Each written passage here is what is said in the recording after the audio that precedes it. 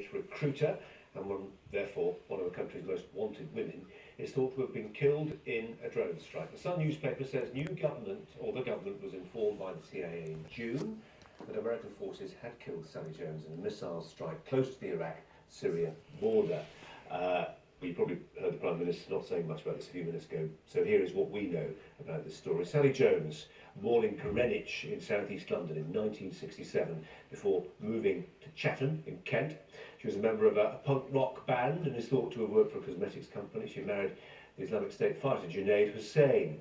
Some of the papers dubbed her Mrs. Terror. Sally Jones travelled to Syria, it's thought in 2013, to join her husband, taking her son from a previous relationship along with her. In August of 2015, her husband was killed by a US drone strike, reportedly. He had allegedly been plotting attacks, including against the royals at high-profile commemorative events. During her time in Syria, Sally Jones was thought to be a key recruiter for self-styled Islamic State, using Twitter to persuade women to travel to join the caliphate. She was reportedly placed in charge of the female wing of an IS battalion formed with the purpose of planning and executing attacks in the West. US intelligence also blames her for publicising a list of more than 1,000 military personnel and calling for them to be attacked. Well, it's feared her 12-year-old son might also have died in the blast.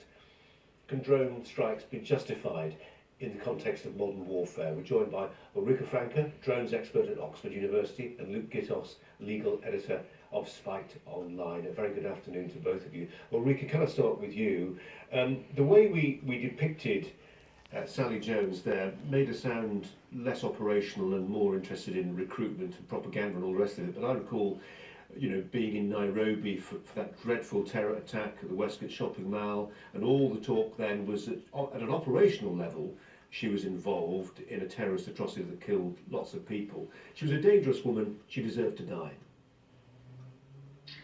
Well, I'm not the one who's allowed to make this argument, right?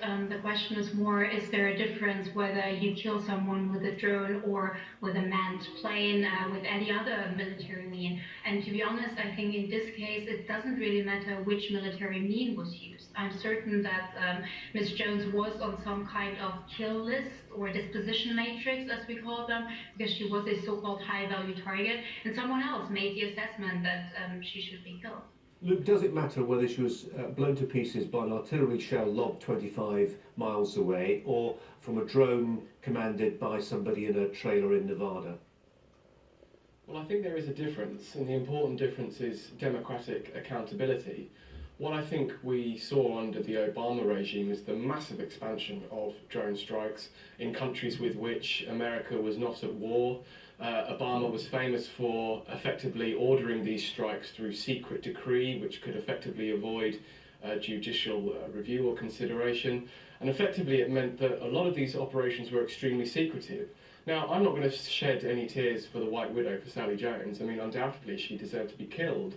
But I think the concerning scale of these operations is another issue, and I think it becomes very worrying when international conflict takes place against sovereign nations at the level of secret decree and behind closed doors. That's why I think there is room for concern about the extent of drone strikes, albeit that we might not want to shed any tears for Sally Jones herself.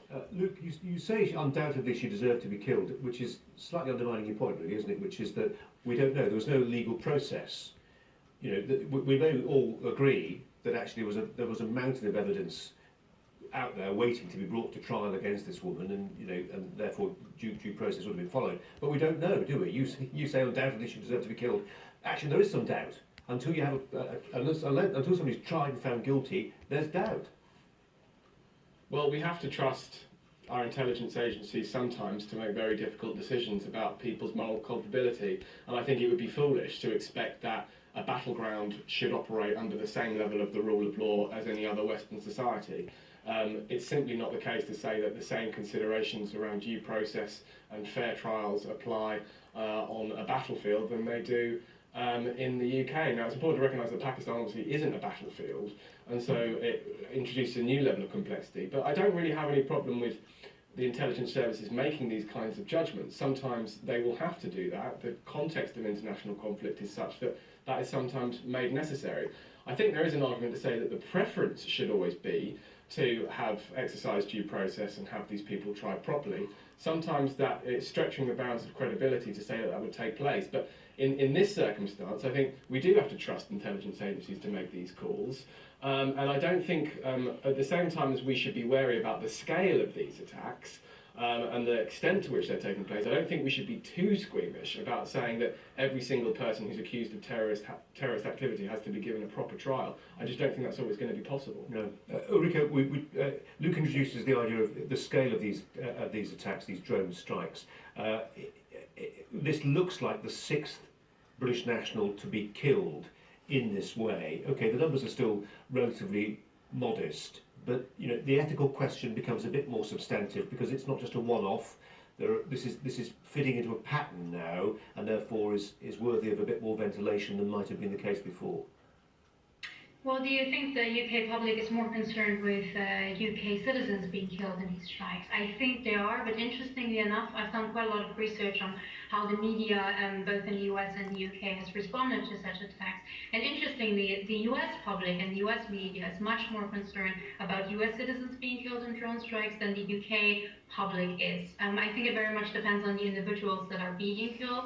And in these 6 cases that you mentioned, most of the times, these were people that were known as terrorist recruiters, as people that were planning attacks. Yes, they were UK citizens, but I think there is relatively strong support in the US public that if you should go after the worst guys, if you like, and these were among them. Ulrike, one of the arguments that's sometimes advanced against these drone strikes is that it hands a propaganda victory to the jihadists. Does it?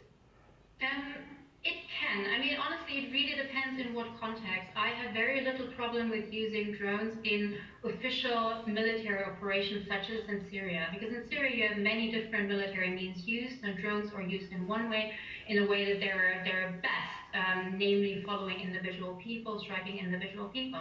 And if this is what is militarily needed, then it is good to use drones rather than other means.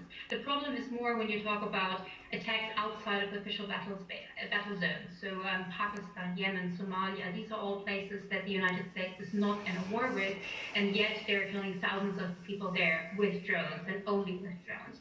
And this is where this whole element of covertness that Luke mentioned earlier comes in, and democratic accountability. Because drones allow you a higher level of covertness. You can go into another country, fly into another country, kill people, come back, and the public doesn't really know, and it's none wiser. And this is where it becomes problematic. But in an official military operation, drones aren't inherently bad, on the contrary.